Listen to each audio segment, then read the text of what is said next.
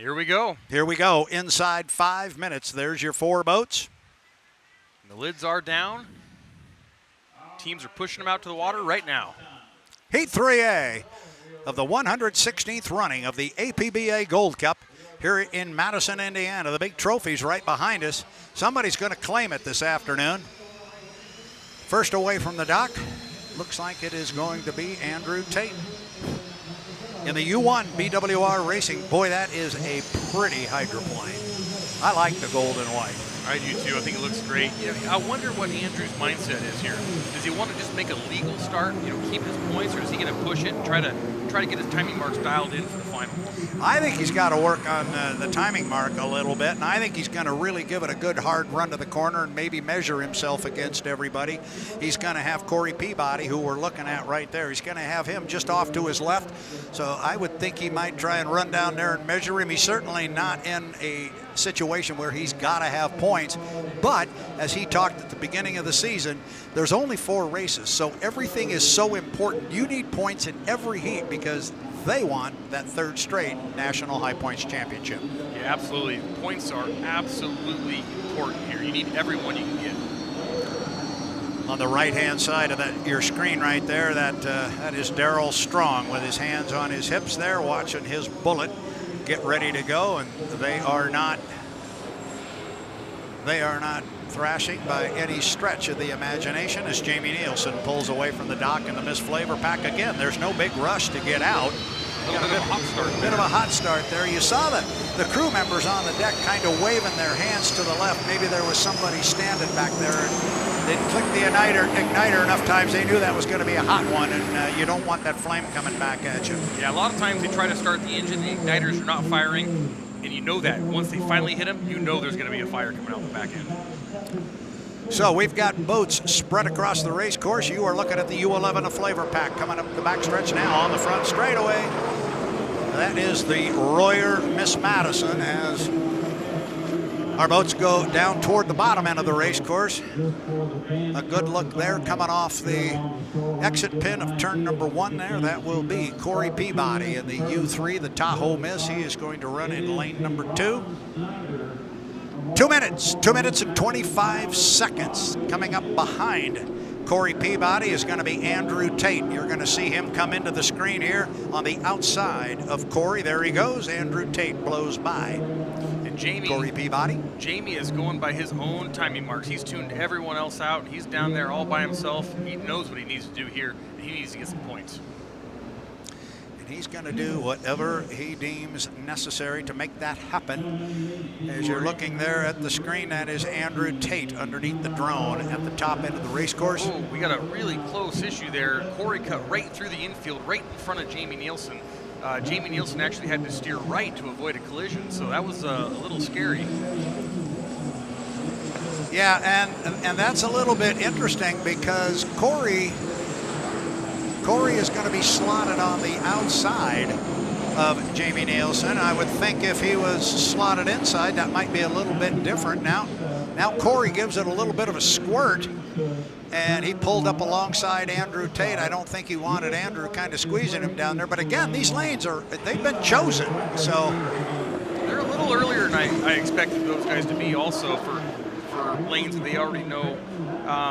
We'll see how this plays out, but they're definitely not going to be moving going down the back straightaway. They got to scrub some speed. And I know you like where Brandon Kennedy sits right now. He's going to be on the outside, so he's got a lot of room to play with here. But he'll be just fine catching up to the field. They're not going very fast. He's coming up with some authority, and he will pull up outside the field of 4 boats there. We're 40 seconds away from the start. One last time, Jamie Nielsen's in 1 in the Miss Flavor Pack.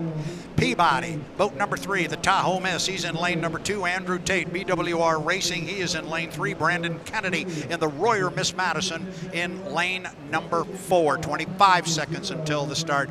I like 25 seconds from the entrance pin to that corner. This time, Kennedy's going to go way wide and lead the field around the corner because he's got the longer distance to go. And he's going to have a head of steam coming underneath the bridge, and they just did that. I think they're behind the clock just a little bit again, but we'll see how they play it. We're coming up on 5 seconds. We're 3, 2, 1, mark.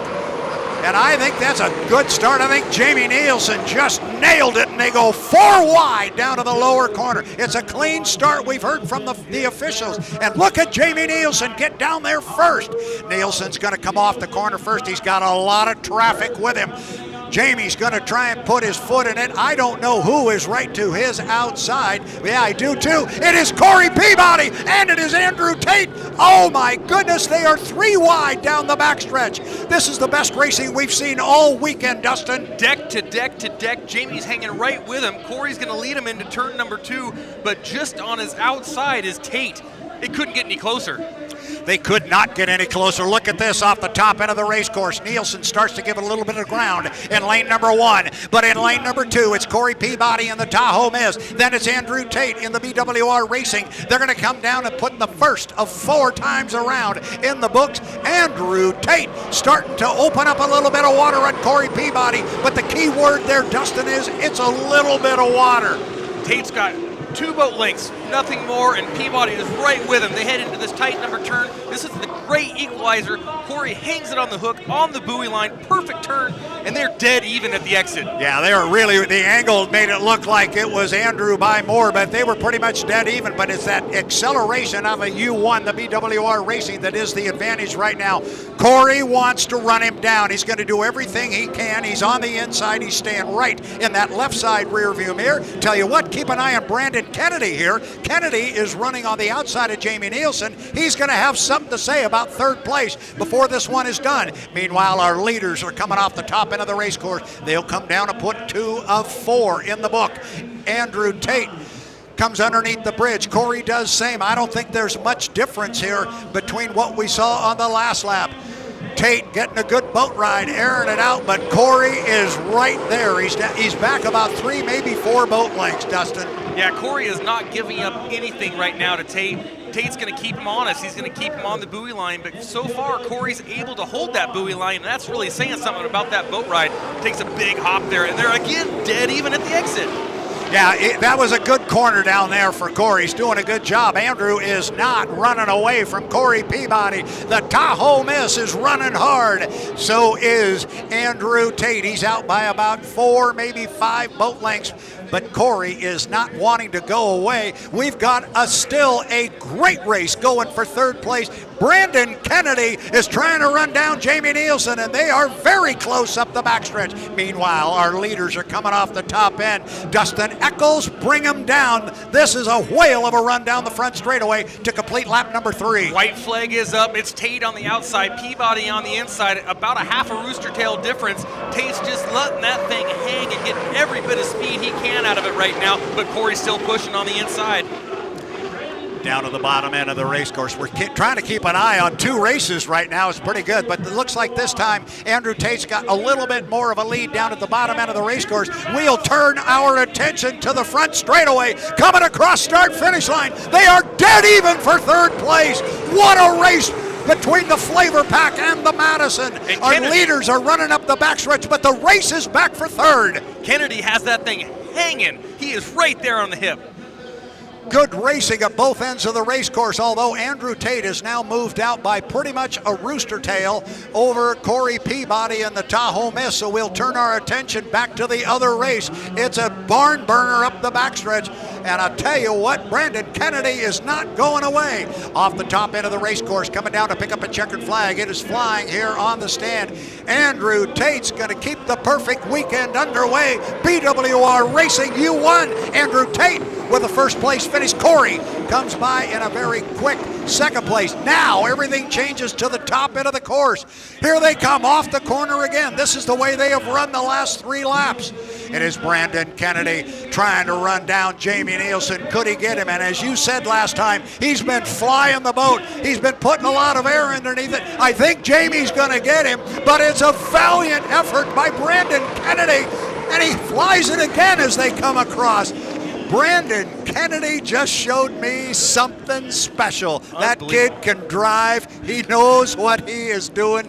Wow, what a run for him. What a heat that was. And if you go back a lap, the great equalizer was the apex of turn number 1. Kennedy hit a big hole and bounced way outside, gave up some distance to Nielsen, and he worked everything he had in that boat to work his way back.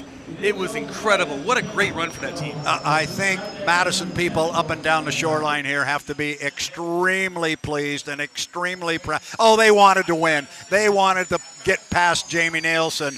But what that young man has shown this town and that boat, and as good as that boat just ran, that was fabulous. That's just a glimpse of what's going to come in the future. Absolutely. He has so much talent, and that's such a great team. I'm excited to see what they can do. Andrew, your biggest lead in that heat came in the final stretch. How were you able to create some separation there? We got a fast boat. I think that's the easy answer, but getting better at the starts, I'll take that progress. So if we get to run a final here, we're creeping up on it, and hopefully I'm there at 0 final heat. How do you keep the perfect weekend alive moving forward? I don't know. Just keep focused, keep my head down, and do what I know how to do. It's pretty straightforward. I really don't have a good answer. Just keep doing what we've been doing, I guess. It hasn't been too bad so far, huh? What is your understanding of what you've been told about if there is a potential final race? And if there's not, and this final heat goes, you would be the winner. Yeah, hopefully we can get a final in. Everyone wants to see a boat race, and no one wants to win with an asterisk next to their name, that's for sure. So we're hoping for the best. I'm not going to think too far down the road, and I don't know. I'll keep my head down, like I said, and look towards the final. Whether or not we get it in, who knows, but I know the race committee here and the volunteers and H1 has done a heck of a job fighting all kinds of different elements, and I appreciate that. So if it happens, great. I hope we get to go run it. Maybe we'll see you. Thank you. Yep, thank you.